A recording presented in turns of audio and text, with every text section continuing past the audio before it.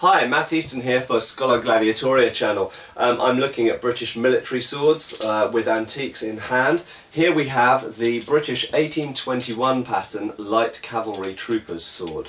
It is the standard sword from 1821 onwards for the cavalry trooper, the standard cavalryman, for the light cavalry specifically. The heavy cavalry had a variant of this which had a dish hilt, a plated hilt, instead of what we call the 3-bar hilt.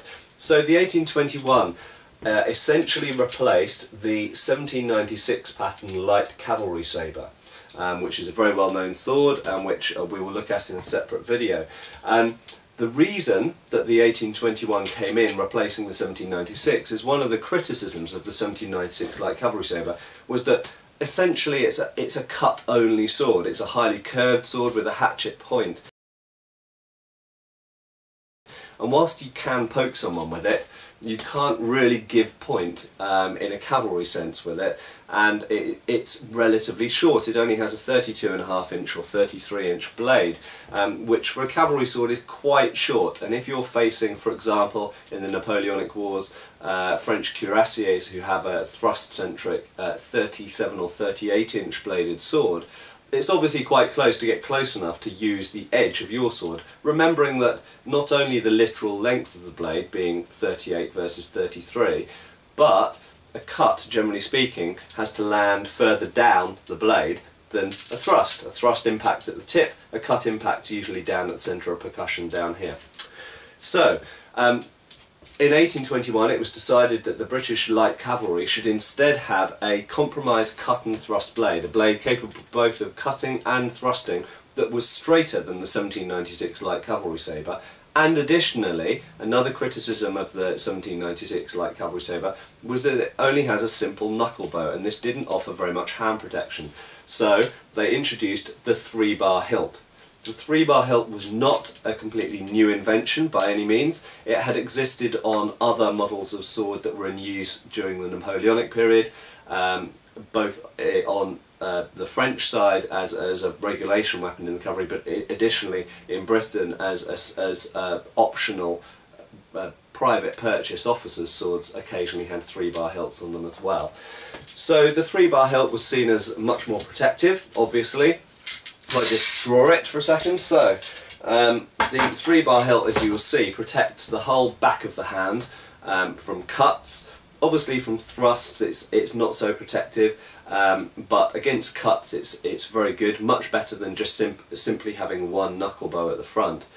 Additionally, you've got this bowed out section on the inside to protect the thumb as well. Obviously if you're giving point, the thumb is going to be placed up the back of the grip, but if you're cutting, usually the thumb is placed to the side of the grip.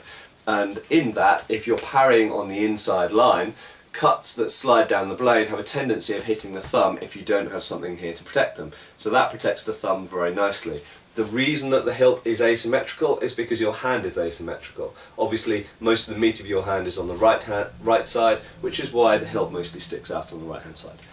As you'll see, the blade is long, it's 35.5 inches, which is a nice good long blade, a similar kind of length to what we see on earlier backsword blades and broadsword blades from the English Civil War right the way through the 18th century.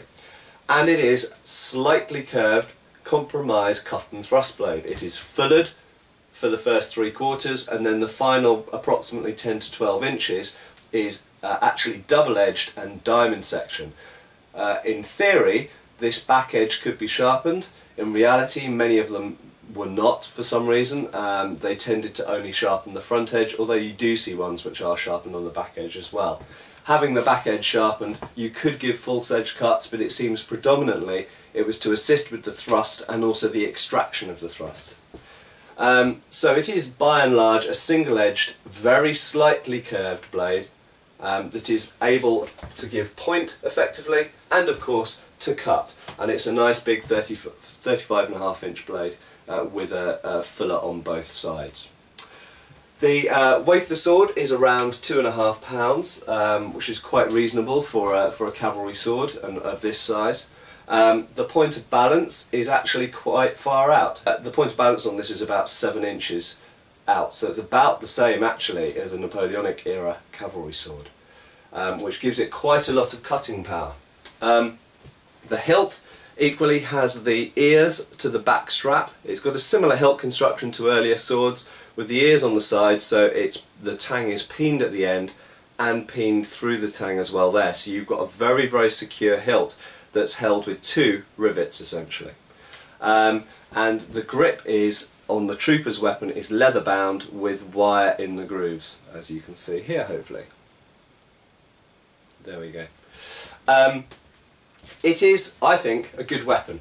It handles well. Unlike later patent hilted swords, the grip is more flat than it is deep, which means that when you're holding it you have a good sense of edge alignment.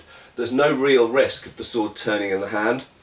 One of the big criticisms of the 1864 and post-1880 patterns was that they had quite cylindrical grips, and in fact even of the 1853 pattern actually, which has the same grip essentially, and they have a tendency to turn in the hand, which this one doesn't. This model was used throughout the 1820s and right the way into the 1850s, and in fact still stayed in use in some regiments and in some parts of the world until much later than that. It was officially replaced in 1853 by a new model of sword, which we'll look at in a different video. However, it should be said that the 1853 pattern took quite a while to be rolled out. So in actual fact, regiments, some regiments were still using these until easily into the 1860s, and later in some cases. At the charge of the Light Brigade at the Battle of Balaclava in 1854, these probably were the predominant swords in the Light Brigade. The 1853 pattern had been introduced a year before, but it hadn't yet been rolled out to that many regiments, and in some cases it had only been rolled out to parts of regiments. So this was probably the most common sword in the Crimean War, and the 1853 didn't really replace it in a widespread sense until later in the 1850s. This model was still in use during the Indian Mutiny in 1857, and in fact we can see it in photographs, and we know that famous officer Hodson of Hodson's Horse used a variant of this himself, and his original sword is kept by the National Army Museum and is available for anyone to go and see. Thank you. Thank you for watching. Please subscribe and feel free to follow us on Facebook.